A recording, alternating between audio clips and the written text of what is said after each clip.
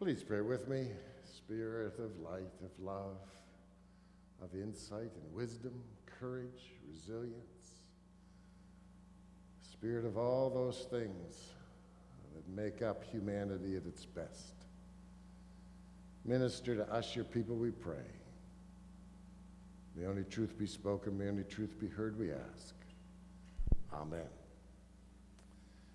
So, about 20 years ago now, I went to a retreat at Five Oaks around Paris, outside of Paris, and I was doing a music component for the workshop, and a buddy of mine, Rob Dalgleish, who's a minister, he did a lecture on cosmic theology, and it was really a moment of epiphany for me. I didn't grow up in a religious tradition that felt a connection to nature particularly. I was taught that nature was cursed because of Adam and Eve's sins. And so it's been really cool to reintegrate a theology that is in copacetic with science. I heard a great comment the other day that without science, religion becomes superstitious. And that without religion, good religion, science becomes materialistic and can move to what is unethical pretty easily. So anyway, his lecture on cosmic theology was a great moment for me.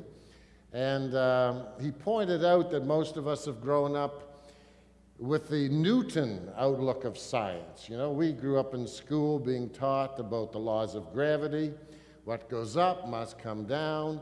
And we really understood the world to be like a fine-tuned clock, where everything was in order and precise and predictable. And that's a part of life. But science has more recently also understood quantum physics, which, which allows for all kinds of chaos and movement and change that is beyond what we were taught and what Newton understood. And so whatever view we have of life has its implications. And so if we view creation as everything in perfect order in a machine, then of course we think that that's the way we're supposed to live our lives. And you have all these management systems that want to treat people like machines. I was in Metro the other day, and almost like 20% of the shelves were empty. And I said to one of the staff there, I said, "So what's going on here?" And she rolled her eyes. She says, "Oh, well," she says, "Metro has put up a new distribution center that's run by computers and doesn't need many people. And they fired all the people at the old distribution center, and now they've found out they need more people than they thought they needed, and so we're in a supply chain disruption." But that's the thing, you know. I think a lot of us grew up in a world, and it's still part of the world thinking that, you know, we're all just machines. We're all cogs in a machine. And the one thing you don't want to happen with a machine is for anything to change. But of course, when we look at the core of life and love, change is the foundation of it all. And so we don't want to view our lives and the world as a machine.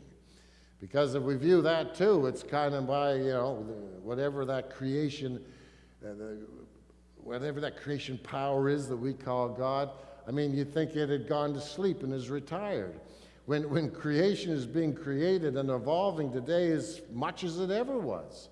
We're all in the process of becoming. And that's a very exciting concept because it's so easy to feel stuck. So that's a very isolating view that we grew up in. And God's not very much involved in it. And it emphasizes that we're not supposed to change and we're all going to be in this function, and teamwork under that view emphasizes hierarchy and the role of authority. I heard a management expert interviewed on the radio, and she had a book that was written, and it said there's basically two kinds of meetings. Now, this probably doesn't apply quite so well through COVID, but we're starting to get back in businesses and meetings and that sort of thing. But this person said there's two kinds of meetings that work typically. There's either water hole meetings or there's campfire meetings. So she said, water hole meetings are the meetings that the staff hate. You just come to the meeting, they give you a glass of water, and then the boss tells you what's going to happen. I think we all know about water hole meetings, right? And that's that mechanized view of things, right? The top-down hierarchy. But campfire meetings are typified by people bringing other kinds of food, maybe their own lunch, maybe sharing things, maybe a potluck, maybe ordering a pizza or having some muffins. And it's where everybody feels like they're part of the team, and everybody feels that they've got something to share, and that they take a team approach and learn from one another. That's an entirely different feeling. And you get those different experiences in different churches. You know, some churches are just top down, you do and you fit. Keep, you know, and for some people, maybe that's comforting. But I think in a healthy community, we want to listen to each other and learn from each other. That's the joy. There's the juice of good community.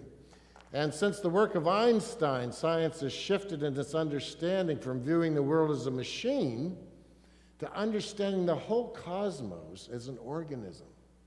I tell you, that really is a great way of changing our view about nature. To think of the entire universe as one growing, living being. Because when we think of nature as a thing, we're disconnected. We think we can destroy it, do anything we want to it.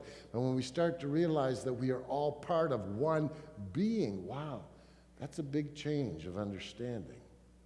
As scientists search for the smallest particles that make up the building blocks of life, we always assume that you got down until there was this one physical building block that everything was built on. But it's not like that. They get down and discover that the building blocks of life are quasars and pulsars, particles that, unlike electrons, protons, and neutrons, are continually changing back between pure energy and matter. I mean, isn't that amazing? The building blocks of life are not matter, but these subatomic particles that are always changing back and forth between energy and matter, just as we do when we die, and change into the energy of going to our next dimension, being welcomed by love in a new way. So science has discovered that every part of creation is continually evolving, and every part of creation, including you and me, is interdependent. We are all meant to connect and cooperate together. The universe is still expanding. We're still evolving. Life is continually in the process of becoming. And that ongoing mystery is at the very heart of who this mystery we call God is. I like Star Wars, the Force. I don't really see God so much as a person anymore. I see God as this particular energy, this force that allows, out of chaos and all this change, just allows this beautiful cosmos to evolve, and this amazing earth and complexity and our capacity for love. Whatever it is that's able to do that, wow, that's exciting. That's the God I worship. We remember the story in the Call of Moses in, I think it's the 3rd chapter of Genesis, when God calls Moses to go back to Egypt and to rescue the Israelites from slavery. An audacious and seeming impossible request. We're thinking of the call to ministry today as Jesus chose and called disciples and created a team. Well, that's been happening since the beginning of creation. And so God calls Moses and lays it on his heart. You have to go and rescue my people. And Moses says, well, I can't do this. And he demands to know this voice who is calling his name. And in the Christian versions of the Hebrew text, God says, I am who I am. But you ask any Jewish rabbi how they interpret the Hebrew, and they're the ones who should be interpreting it because it's their language. God doesn't say, I am who I am. God says, I am becoming who I will become. You see the difference? We think we're locked in. Just when we think there's no hope for change and things are just getting worse. Any good thing can happen at any time, friends. I will be who I will be. I am becoming who I am becoming. That's the mystery we worship, not some set thing that we're locked into that doesn't seem to be working out very well. The universe is still expanding, And we are a part of it. We get to share in that divine reality, just as Moses did, as we respond to life with these values that are at the core of our divinity. The fact we're so interdependent has given rise to the chaos theory in science, the understanding that a butterfly flapping its wings in Japan can end up causing a storm in Canada. That's what we got to open ourselves to. You think you're so small. You're not small. You were part of the divine energy of the universe.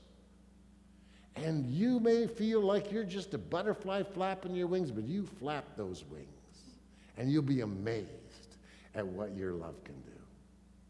That's what we're celebrating. Are you awake? Are you getting that? Yeah. Your little wings can cause a big storm on the other side of the world. Come on, I want to hear something. Wake up and celebrate that. Honestly. The ancients who wrote the Bible seem to understand this more than us sometimes. Paul said, we don't live to ourselves. Whether we live to ourselves or die, we are all connected. He says, no one's an island. And the first book of the Bible announces that we are our brothers and sisters' keeper. We all share in the creation of the universe. The life of Jesus reflects this profound understanding of life. You know, when I grew up, I pictured Jesus as kind of the big holy one, and that was cool, and he'd go preach, and he was kind of like the big evangelist, because my dad was an evangelist, so I kind of pictured that's the way things were. But, man, it's not like that at all. And it didn't even click until about 25 years ago, I read a small group training manual from Grace United, where my wife was serving at the time, and it said this. It said Jesus was primarily a small group leader. He spent very little time preaching to the multitudes.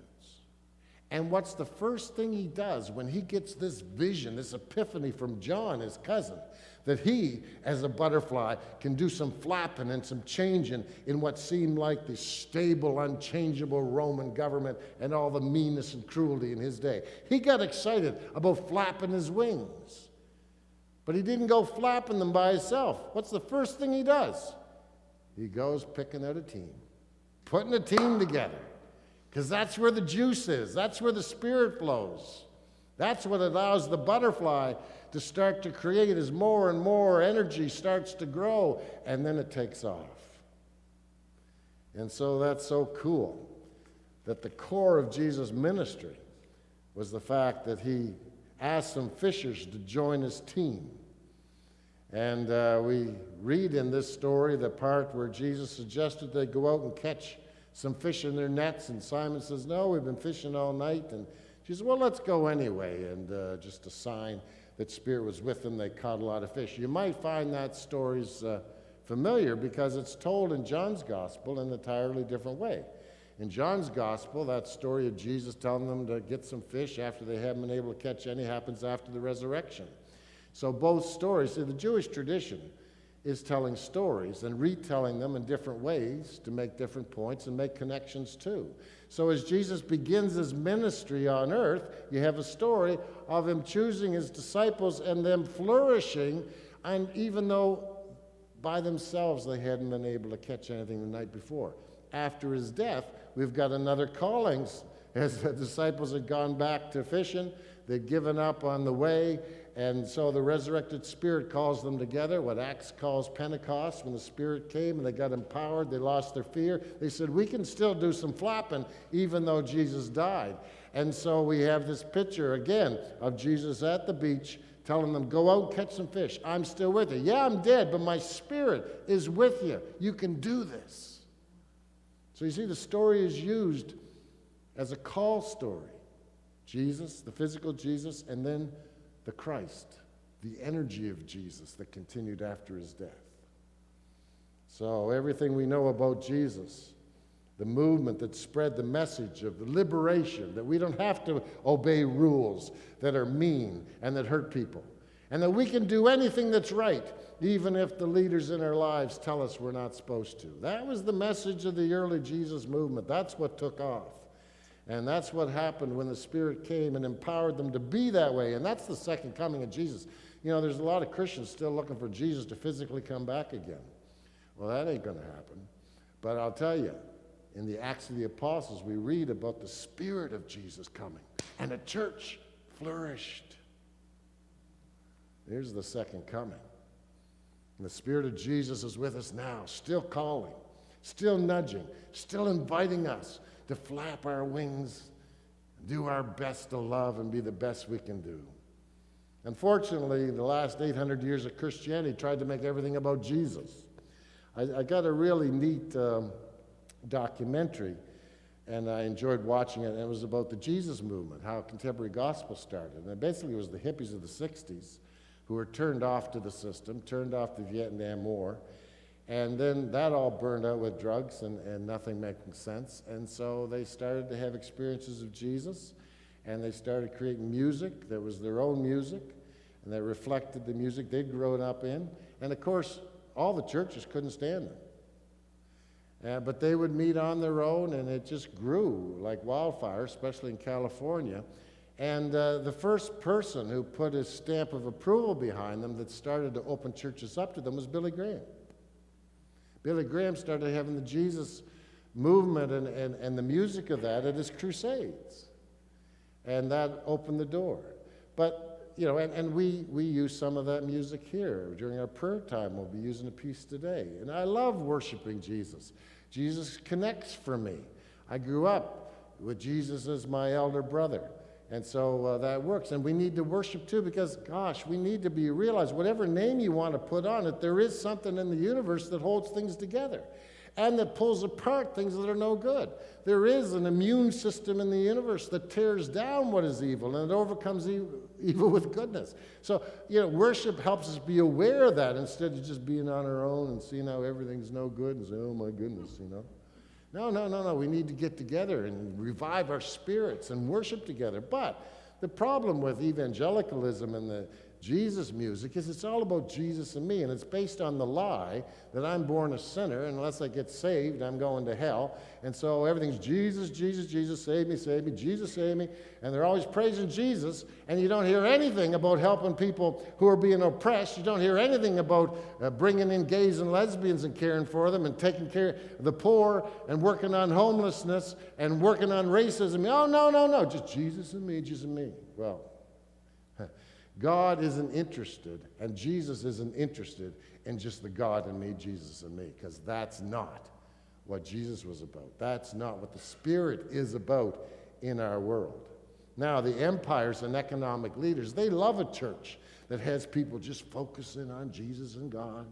They love that, because then the people are totally unaware or don't care about them hurting the environment and hurting other people and social policies that need to change. Billy Sunday, he was a White Sox baseball player who turned evangelist. He quickly discovered this. He began to mention the wrongs of segregation and race laws. This is like back at the end of the 1800s. And the church leaders that had welcomed him and were just loving this baseball player who could preach, and crowds were coming out, they said, Billy, don't be talking about racism. You're rubbing the fur the wrong way. And you know what he said? Well, turn the animal around. That's the kind of good religion that the true Spirit of God is interested in. Contrast that with the spectacle of Donald Trump being embraced by so-called Christian leaders who want the fame and power and attention he gives them. No, we're called not to save people from a God who doesn't love them unless they do the right religious rituals. No. We are called not to primarily worship a God who just wants us to fawn over God and fawn over Jesus. The prophets were so clear about this. Get this. God says your worship and songs are a din to my ear. Your festivals and incense are a stench to my nostrils. That's pretty heavy, right? Because you ignore the poor and mistreat the stranger. Instead, let justice roll down as waters and righteousness as a mighty stream. You want to know if religion's good? See what they're doing for the people who are different than them. See if they have a heart for people who are not being cared for and helped. In the New Testament, Paul writes that we can speak with eloquence move mountains, give our lives for a good cause. But if it's not done from love and with love and for love, it's all noise, he says, and it doesn't profit us a thing. No, we're called to be Jesus, caring, healing, challenging oppression of all kinds, calling people in society to kind community, to be free from rules that restrict kindness and fairness. I love what 1 John says. If we do not love others, we do not love God.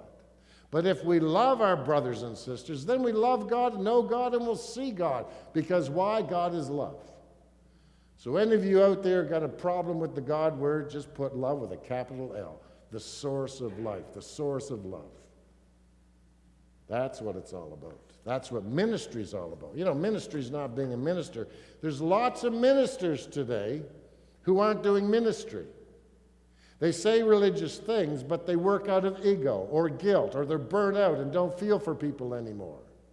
They may even work hard, but the Spirit hasn't been able to bless their ministry because Spirit needs love to be able to breathe and move and heal and save and transform and redeem. Childhood trauma and abuse makes it so hard to listen and understand love's code.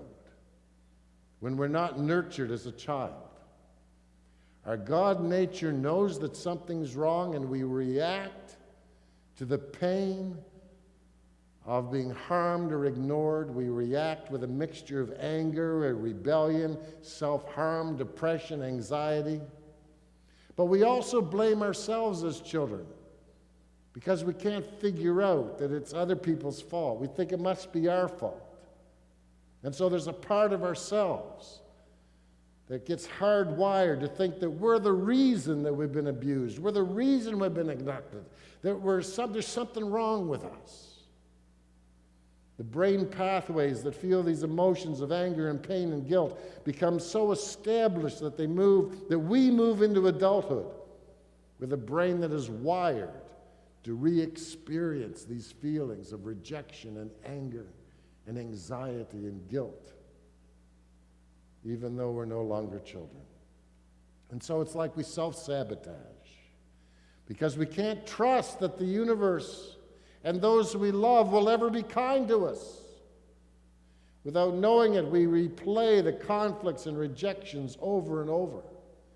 And so it takes a lot of intentionality, a lot of time, some therapeutic awareness. It needs a kind community to help us move through those layers of negativity and fear and rewire our brains so that we know that, yes, there are people that we can trust. We can be loved. There is a presence that is there for us and can work with us if we dare to be kind and respectful and fair. Ironically, when life's just grand and we don't have a care in the world and everything's hunky-dory and it's party time, we can lose ourselves to that too. And lose any sense of our empathy or wisdom or our need to have a meaningful life. But then when the party's over, we start to figure out that wasn't enough. I hope that you're aware of the incredible ministry you've done in your life. I hope that you're aware that as long as human beings we're still capable of loving and caring for others, we're still relevant, we're still vital, we're still needed. Because the whole message is when we get older and we can't do much, that we're worthless, we're meaningless. But that is so wrong. I remember my 99-year-old grandmother with her gnarled hands. She'd get so frustrated that she couldn't put her on her own clothes. She'd say, "Paul, why am I still here? I'm useless." But I'd try to say to her, "Granny, you're not useless because you love me. You love me. We're never useless when we can love. We can show some kindness, some interest in someone." You know, when you bake something for a fundraiser, you volunteer. Not because you have to, not just out of guilt. You do it, if you do it because you just want to support the good cause or support the church community, you've answered the call. You're that butterfly flapping its wings. And what you don't get to see this side of eternity is that all the good that happens here, all the lives that are encouraged and changed, you own a piece of that. It's not owned by me. Part of it is. But you own a part of all that too. I was talking to Stephanie the other day. I said, do you have children? She says, no. I said, what did you do to teach her? I said, well, you've had lots of children. Because you see, we all have our job descriptions. And if we just focus on the tasks of our job descriptions, we're not doing ministry. But we also have a spiritual job description where Jesus says, come and follow me. And so then as we do our physical job descriptions, as we do that with caring and attention to the people that we're working with, whether it's children or our co-workers, as we seek to be a positive influence, as we stand up and encourage someone who's being put down a bit, as we follow our spiritual job description, as we do our other job descriptions, we're all doing ministry. We're all disciples. We're all flapping our wings. We're making a difference. And even when sometimes we have to take on a bit of shame or suffering, some people have even lost a job because they wouldn't do something that they knew was wrong or they challenged. Well, that's a part of ministry too. That's sharing in the suffering and struggles of Jesus. That's also in the Christian job description. But when we get really excited too, we want to help a project or help move something forward. It's like we're Mary Magdalene who helped finance Jesus in his ministry. And later it's like... who was the seller of purple? Lydia, who financed the early church and started a couple of churches herself. And there's nothing more exciting than getting excited about some charitable thing or something in the community and rallying around it, or a project of the church where we throw our effort into it, our time, our money, our energy. That's all about ministry too. When we befriend someone with a kind word who others ignore, that's ministry. When we are spiritually in tune enough to listen to that inner small voice. When we pay attention to the inner nudge. You know, you should give somebody a phone, so-and-so a phone call. Or, say a word to that clerk. She's looking a little down. Or offer somebody a coffee. When we pay attention to our inner nudges, when we allow ourselves to respond out of empathy, and just force back sometimes the time pressures which can so easily dominate and take the place of our empathy. Then we're ministers of the gospel, the good news that in the Creator's economy, everybody counts, and love will win the day. Let's hear that. Everybody counts, and love will win the day. That's something to be excited about. For in God we live and move and have our being. We are all part of the divine. There's joy and meaning in fulfilling our existence as channels of faith, hope, and love as we minister together. Thanks be to God.